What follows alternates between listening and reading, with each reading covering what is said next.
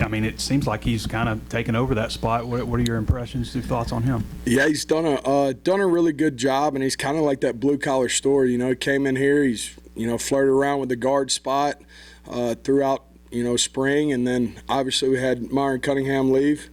And so there was a void there, and he's really stepped up and done a really, really good job.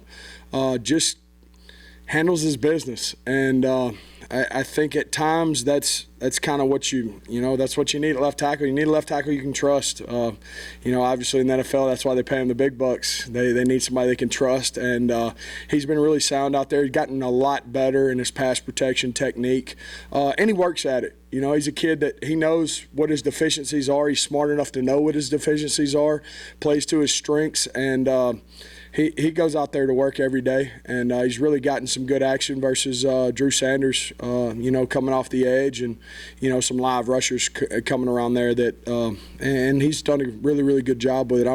I'm impressed with him. That goes from a question mark you have early, and then he kind of plays himself into a solid spot right there. But he's doing a great job.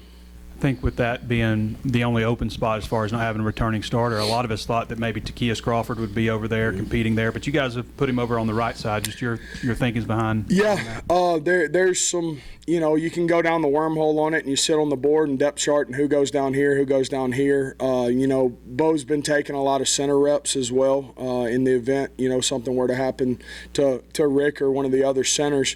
So you got a right side void there. Okay, and Takias has been working that. He's also been working one right tackle reps, okay? So all of those guys, as well as Brady's been working one left tackle reps, okay? So you're getting those combo periods where when we go into a Saturday, I don't want to put a kid in a position that he has not seen versus the best that we have to offer here, because the kid's confidence is going to go up if I've played him in that position. So Takias is getting a little bit of that. He'll see a little bit more one guard as we progress through camp, but he's gotten some one tackle. He's done well at two right tackle. He's in a really good spot. I think last year a lot of guys were in the position of, heck, I take over in June, right? And now you're coaching O-line and coming in is kind of like Rosetta Stone. You know what I'm saying? You're just teaching a new language. You're teaching a little bit new techniques, but it's mainly a new language, new calls. So guys are building their confidence as they go. Takias is really taking a hold of that. He's in a really, really good spot right now from a standpoint of making calls within our offense that he wouldn't have dreamed about making last year. So he's just got to keep progressing and keep that consistency up. We're going to need him this year. This is a big boy league, and you got offensive line-wise, you're going to have issues at some point during the year. And not saying that he can't go win it right now, but he's progressing. He's on the best trajectory he's ever been here. And he's the most ready to play that he's ever been since he's been here, if that answers that. When you have as many starters returning, as much veteran experience as you do, what does that afford you to do? What does it allow you to do that maybe if you had younger guys, you couldn't do it? You got more coaches on the field. You know what I'm saying? I can pair those guys up and say, hey, Ricky Stromberg, go take XYZ young guy. Go work on this. And there's ownership there. Obviously as a coach, you got to make sure Ricky's teaching them the right thing, but he is. He's invested. He knows our techniques. But you're able to kind of branch guys off, and you got more coaches, you got more eyes. They're coaching young guys, you know what I'm saying? Bo Lemmer's coaching a Patrick Kudus. Brady Latham's coaching a Patrick Kudus. Luke Jones is coaching a Andrew Chambly, is coaching a Devin Marion. Those guys, so you got more eyes out there that you trust, and just from them playing together as ones, the communication level is at an elite level right now because number one, the knowledge base is there, okay? You can't communicate it at a high level if you don't have a firm knowledge base. And they got that knowledge base as the season kind of progressed last year, and now they're able to execute that through high levels of communication. And blitzes they may see one day that are brand new. If it gets them one time, they're talking, hey, listen, we should have made this call. I think this call would have worked out better. So now it's conceptual learning. It's not, I do this because Coach Kennedy said so. It's, we do this because this guy was more dangerous than this guy. So they're able to conceptually learn things and apply them. Whereas it's not like a multiple choice SAT, ACT. You know what I'm saying? Like they're able to apply things to different situations. That's fun to see in my mind, man. That's what you do it for. You want all your guys playing at that level, to be honest, 1s, 2s, and 3s. But just to see those guys kind of communicate, and you see the light bulb go off, like, oh, we could have done that and it would have been easier for us. Maybe next time we do that. And it's like, yeah, that's it. That's coaching, you know. So it's fun. Odom told us in spring. I mean, they were running a lot of blitzing. I'm wondering, like, what that did for you and how you feel right now with blitz pickup. I'm just very thankful to be in the position I'm in, man. I wake up every day. I walk into the office.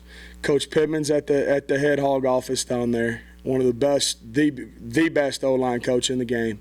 I'll walk 2 more doors down. You got Barry Odom, who's one of the top coordinators in the game, and you got Kendall Browse on my side of the office there. I mean, it's just like what Coach Odom throws at us, I don't have a call left to install.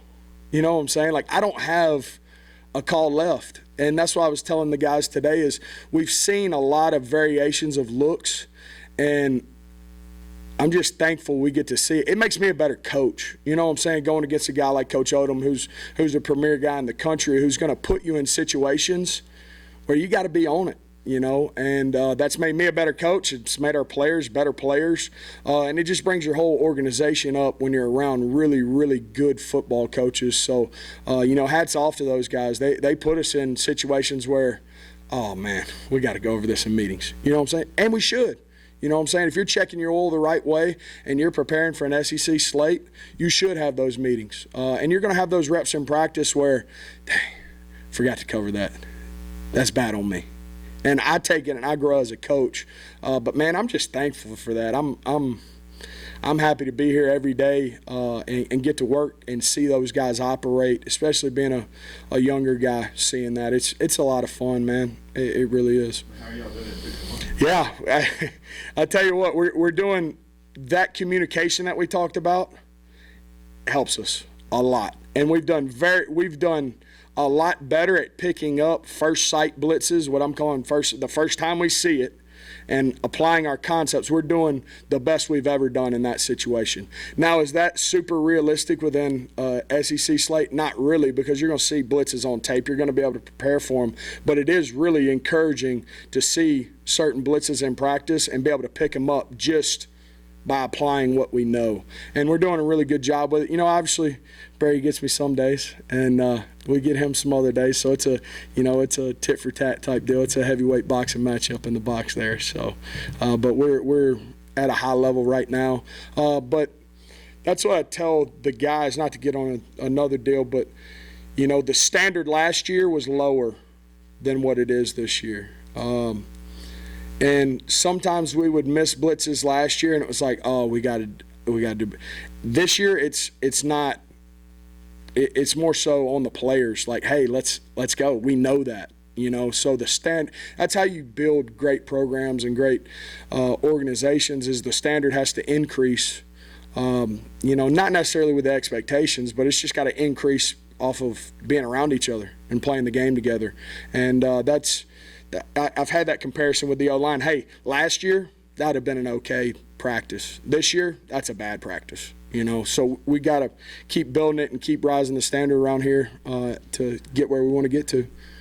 Coach, how big was it to get Dalton Wagner back this year as a super senior, and what does he bring to your room?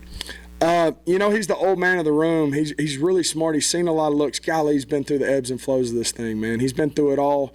He has a great attitude. I feel like he's come back, and it's kind of he understands what's at stake this year. He understands what his goals are, what he wants to do, where he wants to see this program at. He's just a team player that goes out there and gives it his all every day.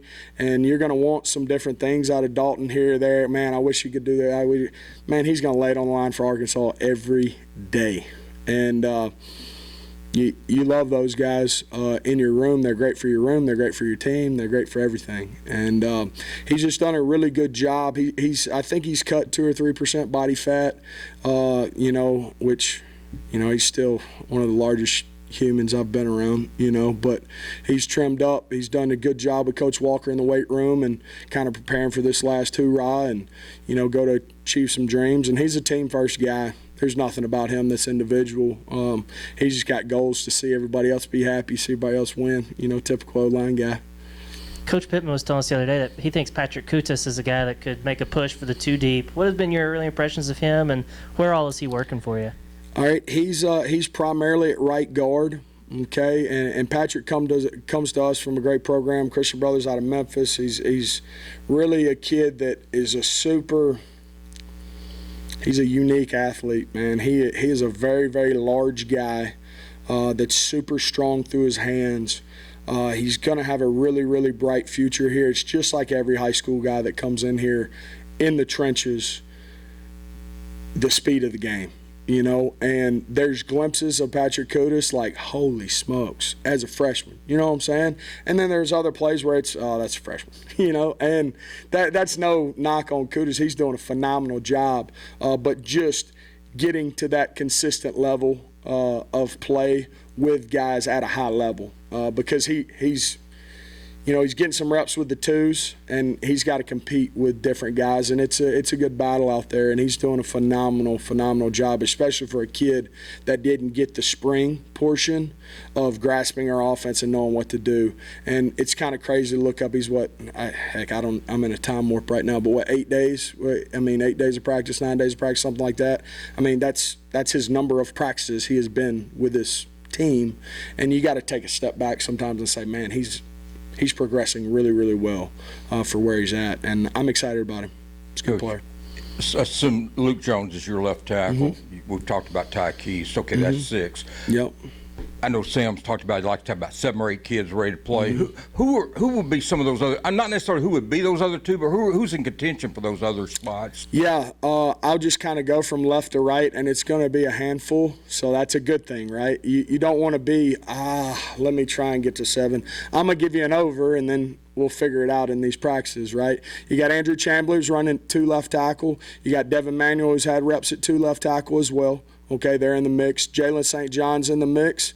Okay, Street's been running at 2 center for us right now with Marcus Henderson coming back. Marcus Henderson, also another one. Amarian Harris is another one as well. And then, obviously, we already talked about Tykees. But those are guys that are like, it's a battle every day now. And that's what you want, right? You want guys competing and trying to, when they get in with the 2s, it means something to them. Or when they get in with the 1s, it means something to them. Now, should we all be redlining to every rep? We should, but like those guys, it means something when they're in there and they're battling every day. Came to you as a walk-on from Bentonville. What's he doing well to elevate that fast, I guess you could say, whatever. Second team, Anything and everything you ask of him. He's sprinting across the field like a madman for every special teams period. He's snapping the ball and listening to me yell at him every day and trying to get him better. And he's just trying.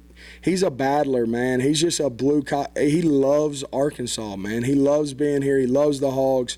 He's what you want mentally. And he's a do-everything guy, man. Is that back-end wedge on kickoff return? Is that punch shield? Is that whatever? He's running all over special teams, and there's spots for guys like that, and there should be.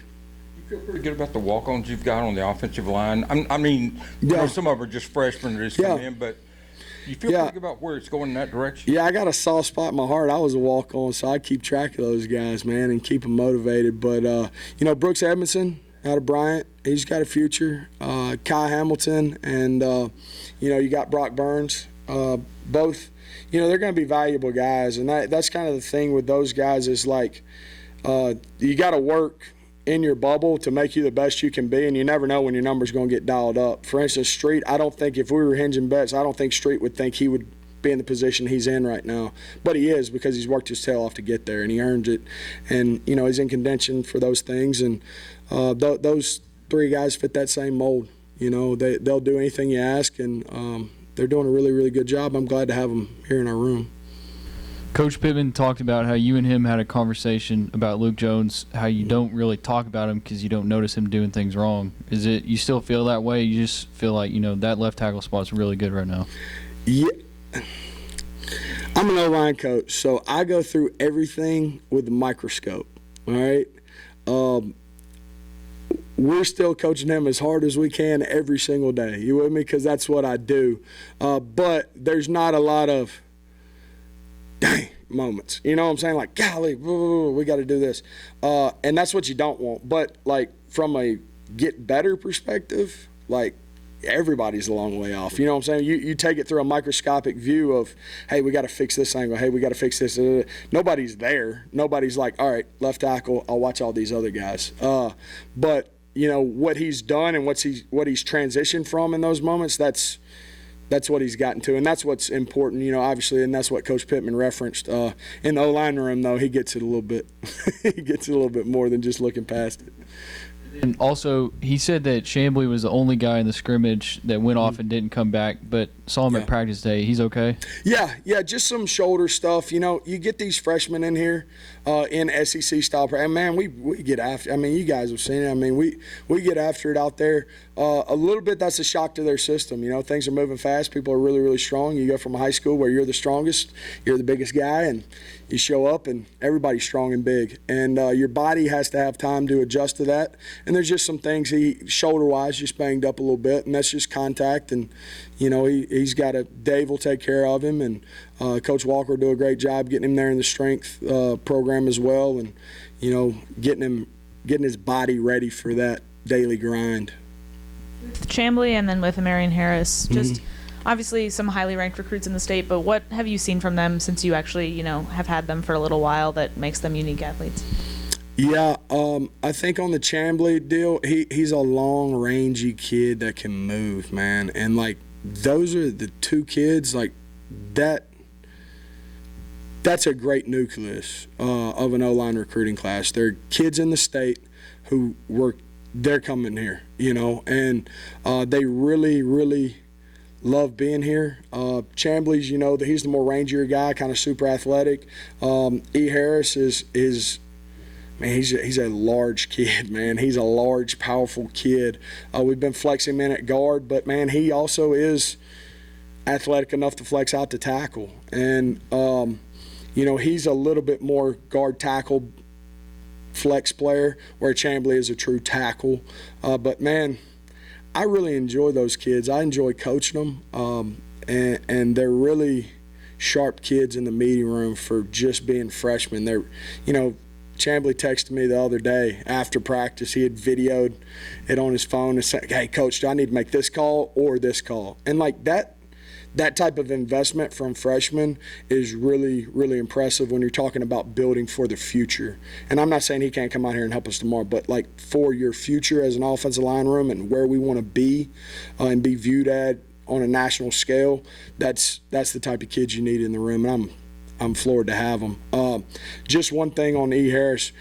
E. Harris and Devin Manuel. Devin Manuel probably started at about 405, okay, if we're being real. E. Harris started at about 385. Both those kids today are sitting at 325, okay, 330 range. All right, so those two kids have absolutely busted their tails, and they knew it. You know what I'm saying? They felt it. Our nutrition department, our strength department, Coach Walker, Julia, all those people get credit, but the kids get credit too. You know what I'm saying? And they made their mind up this offseason that they couldn't do things in the spring that they wanted to go achieve. And, man, they put their head down and did it. And E. Harris and Devin Manuel, those two kids they're doing a great job, man. They need to pat on the back. So I told them I was going to do it in the meet room today. So. A good segue into this question, but from like a recruiting standpoint, bringing in guys that are 370 or something like that, it seems like it would be maybe, I don't know, beneficial to them to, when they drop down to 320 or something in terms of feeling lighter on their feet versus maybe bringing in a guy who's 280 and building up to 300 plus. Is that any thought process with you? It's a coin flip, but if you're big and can move and you can be powerful, you can lose some weight and still be able to move and be powerful. if you're smaller framed and slender framed and you put on weight, there's no guarantee that you'll be able to play as powerful. That's strictly a Coach Kennedy opinion. You know what I'm saying? I'm sure there's going to be some body somewhere that has another opinion. But this league, when you go out there in pregame and you look over there, there's a lot of big people, okay? And you don't want to be on the short end of the stick and not have big people, okay? Now, the kids know where they play best at, weight-wise. And we're not sitting there saying, you have to be here. You have to do everything. You won't play until you get to here. It's a more feel of how you play within your body and the confidence level you play at that weight, okay? And the kids will see it on tape. If they're too heavy, they see it. You know what I'm saying? And sometimes these coaches give out weights and they're like, they need to be here. That's because they've seen it on tape that they perform better there, if that makes sense. But Coach Pitt likes big guys. I prefer him as well out there on Saturdays. So we've gotten bigger guys and kind of trimmed them up, and they're still powerful. They can still move, and I'm excited about working with them. I share that opinion. Yeah, no question. From a recruiting standpoint, I'm sure you're excited to finally get out on the road for the first time in the evaluation period, first time as a Razorback Power 5 coach, SEC coach. What territories are you after, and just what are some of the other philosophies, I guess, that you have when you're scouting these guys? Yeah, if you look at the book, I got the middle belt of Georgia, okay, but my background kind of sprays in a lot of different directions, right? I'm from North Alabama, okay?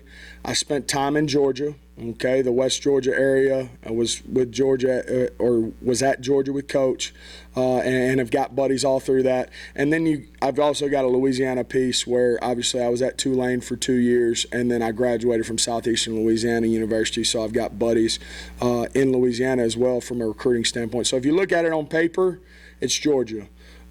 If I get a call from Louisiana and Alabama, and they got good players, and we got an in, and that's kind of the name of the game. But to be more honest with you with how my recruiting works, if there's a large human somewhere that's running people over, I'm probably going to fly and see them. So I'm on a big O-line tour, usually on a national scale, of big guys that can play for us and fit our mold of what we want in our room. And but yeah, Georgia's the short answer.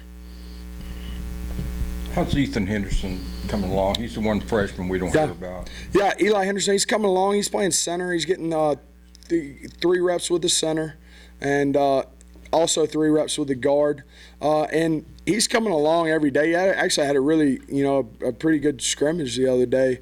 And he's just trying to put together the speed of the game. And also, man, center's a hard position to come in and play as a freshman. There's no you have to have true command of the offense to play center with all your calls in your belt, and go from there. But it's, he's piecing it together, and he's getting better, and he's progressing every day, which is a great thing.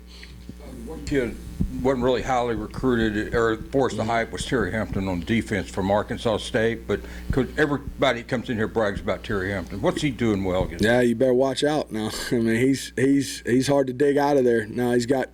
Everybody talks about this natural leverage he's got. That's real, okay? He can get in there and do some things. He's very, very strong with his hands. And, that's one thing I don't know what it's like to go against an SEC D lineman, right? I didn't play it. I don't know enough about it. So what I do, I ask my room, hey, what do you guys think about that guy? Is he a SEC caliber D lineman? Coach, absolutely. And I think that's more the opinion that's better, is when you ask Brady Latham, Ricky Stromberg, Bo Lemmer, hey, what you think about Terry Hampton? Is he a guy? And they're like, oh, Coach, he's a good player. And that's what I go off of. I've never had to block an SEC deal. Well, I mean, I've never had to go against one, so I don't know what it feels like. They do. So if they say it's good, then it's probably pretty good. Coach said Devin Manuel's a little banged up. You got any time for him on when he might be back? Yeah, I'm going to let Coach Pitt handle all that, man. I went to school. I have a straight PE degree, man. So I'm going to let Dave and Coach kind of handle through that. He'll be back with us on relatively short time frame here. So we're working through it. And just he's progressing really, really well. Yeah. Up a little. I mean, so Yeah. he's really strong in the mix for two left tackle then. Yes, sir. Absolutely. 100% realistic possibility.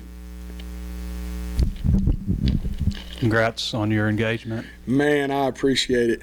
I appreciate it so much. She is unbelievable. She puts up with, like what you were referencing, the recruiting aspect of the job, and then in season, she's a keeper, man. She's wonderful. But went down to New Orleans, got down on a knee, had a little band back behind us. That was nice, man. That was really nice. So. All weddings. Yeah, yeah. That's the only bad part. We're gonna be sweating in a tux here before too long. So it's only what months I got off. We good? Appreciate you guys so much. Y'all take care.